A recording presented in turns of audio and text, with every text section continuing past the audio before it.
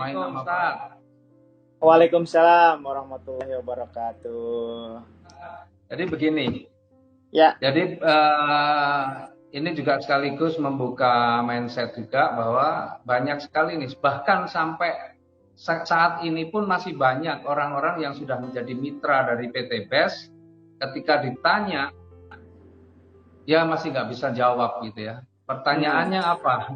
Pertanyaannya ketika ditanya, waduh, ini dia bilang bisnis jaringan, bisnis network itu haram gitu ya.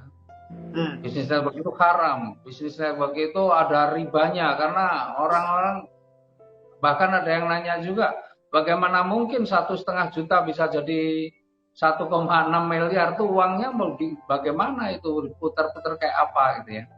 Nah ini gimana tanggapan Ustadz nih? ya. Bismillah, terima kasih Pak Haji Haris ya atas pertanyaannya, dan ini memang pertanyaan setiap hari ya. Setiap hari Ya. yang saya terima, baik itu dari YouTube, dari Instagram, dari Facebook atau dari calon mitra gitu ya. Ini kan network marketing, MLM, jaringan, itu kan haram katanya.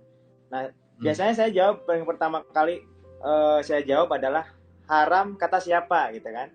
Kata siapa? Nah, biasanya mereka jawab kata Ustadz Anu, Ustadz Anu, Ustadz Anu kan gitu. Nah, saya minta videonya dulu. Mana yang menyatakan ya Ustadz, videonya atau apa buktinya bahwa Ustadz A menyatakan PTBS haram. Saya bilang gitu.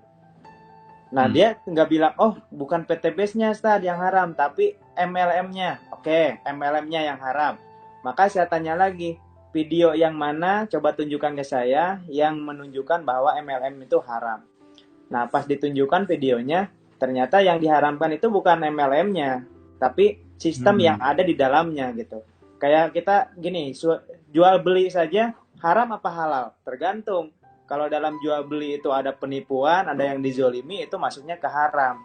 Tapi kalau dalam jual beli ini saling menguntungkan, tidak ada yang terzolimi, itu halal gitu kan. Jadi bukan masalah MLM-nya, bukan masalah dagangnya, bukan masalah namanya, tapi bagaimana kejadian di dalamnya, sistem yang berjalan gitu kan, ada nggak yang diharamkan. Nah, biasanya saya jelaskan seperti itu. Terus yang kedua, kalau yang pertanyaannya berlanjut, oke, saya menyatakan MLM atau jaringan itu haram karena merugikan yang paling bawah.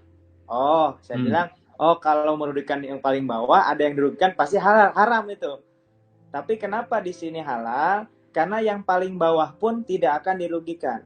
Saya jelaskan bahwa ketika dia daftar dengan biaya 100.000, itu sudah dapat fasilitas buku panduan, kemudian proposal, dan ketika dia menyerahkan uang sejumlah 1.500.000, itu akadnya jual beli. Yang namanya jual beli, dia menyerahkan uang, kemudian dia mendapatkan produk.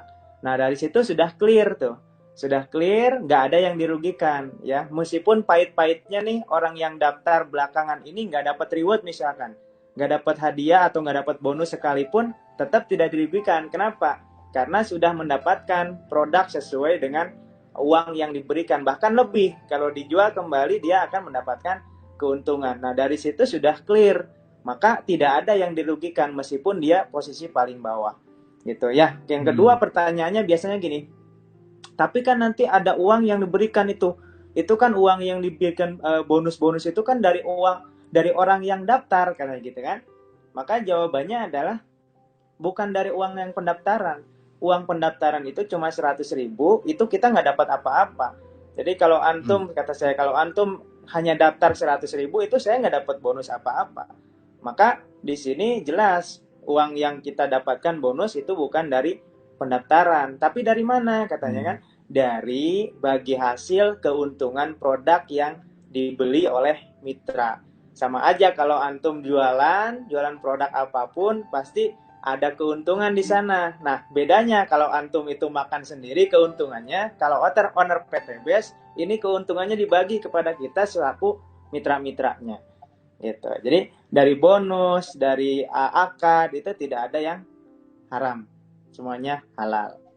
gitu. Nah, biasanya kalau yang bertanya itu memang niatnya untuk mencari tahu, biasanya puas dan biasanya langsung gabung, Pak Haji. Tapi kalau orang itu hanya ingin menyerang, nanti nanti pertanyaannya makin ngawur ke sana.